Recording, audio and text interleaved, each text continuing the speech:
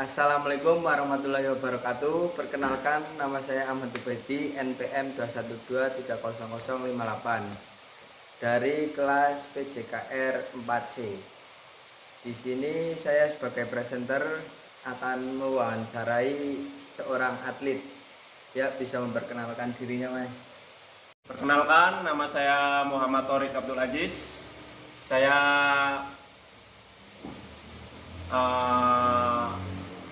pemain tarkam sepak takraw dari 2016. Ya, untuk awal mula lebih mendalami olahraga sepak takraw itu dari kelas apa, Mas? Untuk awal mula itu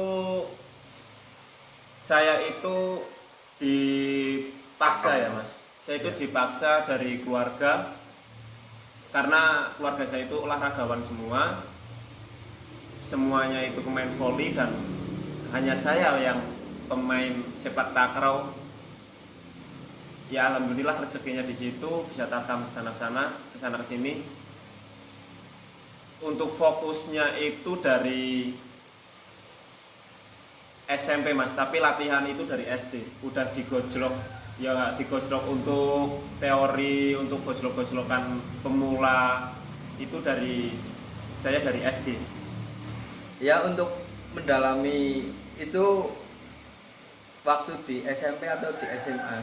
Untuk mendalami sepak takraw, Ya. Untuk mendalami sepak takraw itu saya itu di SMP kelas 1.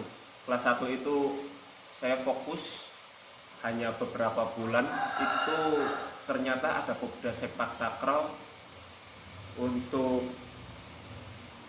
apa ya namanya itu, antar sekolah. Popda, lomba-lomba itu antar sekolah, latihan fokus dengan dan kebetulan itu guru penjasa ya itu pemain sepak takraw juga, atlet juga dulunya. Jadinya ya saya mulai agak mateng diolah di situ, digembleng di SMP itu. Dan alhamdulillah dengan beberapa bulan, awal saya kelas 1 SMP dan saya ikut Popda, disuruh ikut Popda. Alhamdulillah di situ saya mendapatkan juara 1. Ya, untuk ketika SMA, apakah sepak takraw itu didalami lagi di SMA untuk melanjutkan jenjang karirnya atau gimana, Mas? Iya, Mas, untuk waktu SMA saya pernah putus asa karena saya ikut klub, tapi bapak saya itu tidak memperbolehkan. Itu bapak saya tinggal tanda tangan, tapi itu tidak mau tanda tangan karena dia menyuruh fokus untuk kedepannya biar bisa mendapatkan pekerjaan, bukan hanya olahraga. Ya. Seperti itu, Mas. Untuk latihannya sendiri itu berat gak, Mas, untuk jadi seorang atlet? Untuk latihan menjadi atlet sepak takraw, Ya. Latihannya lumayan, itu Mas, lumayan. Dibilang kalau kita udah cinta sama sepak takraw, kita pasti walaupun berat, kita pasti senang, Mas. Mau latihan panasan, mau latihan di drill 50 bola untuk nyalto, untuk apapun, kalau kita udah cinta dengan olahraga itu dan kita udah suka, ya mau gimana lagi pasti kita enjoy. Tapi ya adalah suatu saat-saat yang nggak mau latihan pasti ada. Terus saat-saat kok kayak gini ya, kok kayak gini doang, kok kayak gini pasti ada. Tapi itu kan selalu dimotivasi sama ibu saya, terus motivasi kayak orang-orang yang menonton itu. Kadang kan kalau tarkam itu kan penontonnya itu di pinggir, Ya. Mas. Nah, itu yang bikin saya mental. Nah, yang bikin saya senang itu di situ, kayak ngomongnya itu nggak enak-enak, kayak dipanggil gepeng karena tubuh gue kan ya kayak gini, kecil, gepeng gitu, terus dibilang kayak gini. Tapi ya alhamdulillah, Mas, itu ya suatu keajaiban untuk anak-anak desa. Apakah ketika di perlombaan pernah ngedon gitu loh Mas, pernah gitu nggak? Kalau ngedon itu ada, Ya. karena musuhnya terlalu emang emang itu kalau ditarkam ya, kalau ditarkam. Kalau di Popdang ngedon enggak, karena dari dulu saya latihannya emang udah sama orang-orang sama senior saya. Ya. Jadi kalau ketemu yang sepadan itu ya mainnya bikin asik, Ya. enak aja lah di lapangan, enjoy gimana gitu. Tapi kalau udah kelasnya tarkam, dulu pas waktu SMA itu aduh mantep Mas, penontonnya Mas luar biasa, berbes. Untuk Masnya ketika bermain takraw pernah mengalami cedera apa saja, cedera berat atau cedera ringan yang Kalau cedera itu kembali ke kita semua ya. Kalau Ya. kita pemanasannya emang benar-benar pemanasannya matang juga, terus walaupun di pertandingan kita mengalami kesleo atau mengalami benturan-benturan dengan pemain lain, itu mungkin tidak separah itu karena pemanasannya emang sudah matang. Tapi kalau pemanasannya cuman sedikit kayak gitu doang ya pasti akan mengalami yang cedera yang sangat parah. Kalau untuk cedera sering Mas, cedera itu pasti kalau pemain takraw pasti kalau nggak di dengkul itu ya di ankle, itu pasti. Nah, untuk persiapan biasanya ketika akan melakukan pertandingan itu persiapannya apa aja Mas? Kalau saya persiapan nggak ada persiapan Mas, masalahnya tarkam kan Mas. Jadi untuk persiapan itu ya latihan biasa latihan, tapi sebelum 2 bulan atau 1 bulan, 1 bulan atau 2 bulan sebelum bertanding itu ya kita ya fisiknya dinaikin lagi, naikin istirahat yang cukup, ya ikuti kata senior, ikuti kata pelatih, karena dia lebih punya pengalaman, lebih punya segalanya daripada kita, ya ikuti aja, pasti semuanya ya walaupun itu ya tetap lancar lah, tetap lancar. Untuk bermain takraw pernah cedera berapa bulan gitu Mas? Pernah nggak? Kalau saya untuk sepak takraw pernah di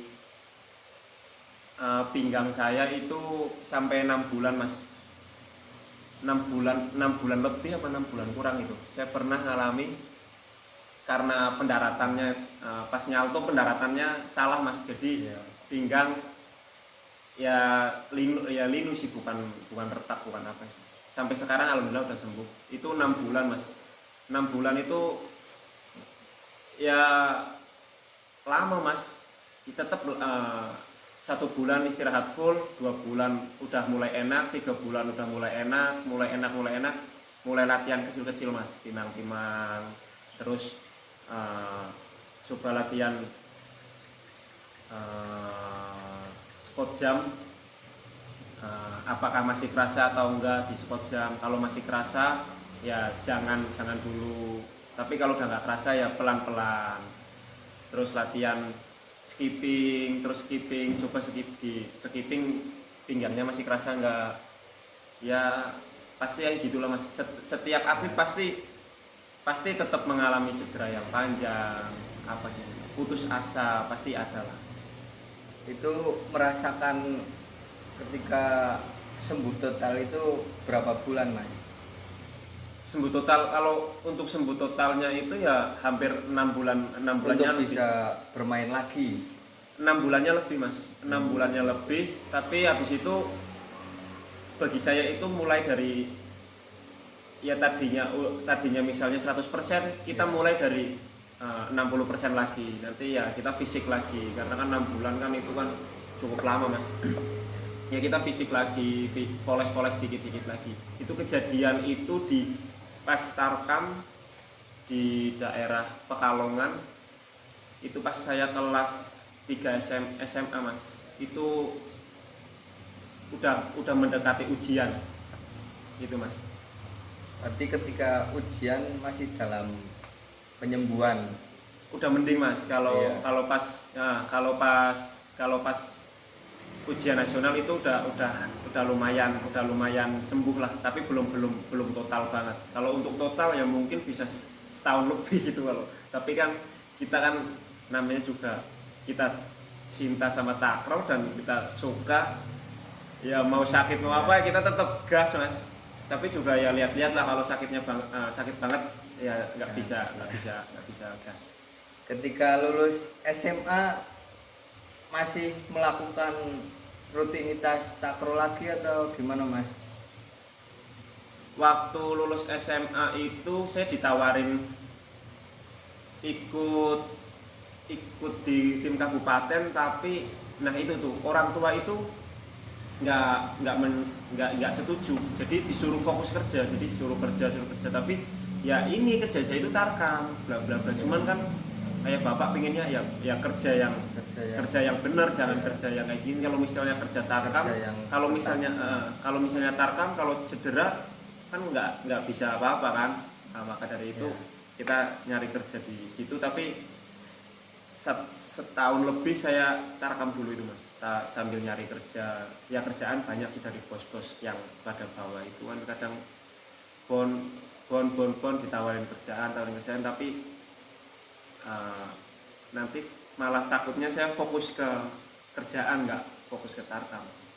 Dan ya akhirnya tarkam dulu setahun setengah, habis itu udah mulai kerja sampai sekarang. Selain olahraga takraw, apa ada olahraga lain yang didalami mas? Kalau didalami hanya sepak takraw yang didalami. Kalau ya futsal apa bola itu cuman buat sharing lah, buat nyari keringat, Evan lah. nah buat event itu. Tapi kalau untuk fokus aku aja lah, nanti malah rusak semua kalau fokusnya semuanya malah nanti rusak. Ya, untuk masnya sendiri apakah pernah melatih generasi muda yang ingin mendalami sepak takraw? Untuk melatih pernah pas saya udah mulai lulus, terus saya disuruh guru SMP saya yang dulu itu suruh melatih anak-anak yang di desa saya. Terus saya nemu ada talenta, ada 2 orang itu lumayan. Terus saya poles-poles dari SD terus sampai SMP, dan alhamdulillah sekarang anaknya kuliah di UNES mas. Sekarang kuliah di UNES, dapat beasiswa di sana, ada di sana, alhamdulillah. Ya, untuk tips para pemuda yang mau berlatih, mau ingin menjadi seorang atlet, itu gimana mas tipsnya? Untuk menjadi seorang atlet itu jadi pertama itu kita itu cinta dulu dengan olahraga yang kita ingin dalami, yang kita ingin fokus. Kita fokus misal di sepak takraw atau di volley atau di mana aja itu cabangnya, kita harus fokus dan kita harus cinta pertama. Dan jangan kalau sudah fokus di sepak takraw terus nyabang lagi fokus di volley, di futsal, di mana-mana, itu malah rusak mas. Itu yang sering terjadi di pemuda kita itu multi talent. Semuanya itu bisa itu. Makanya saya fokus satu,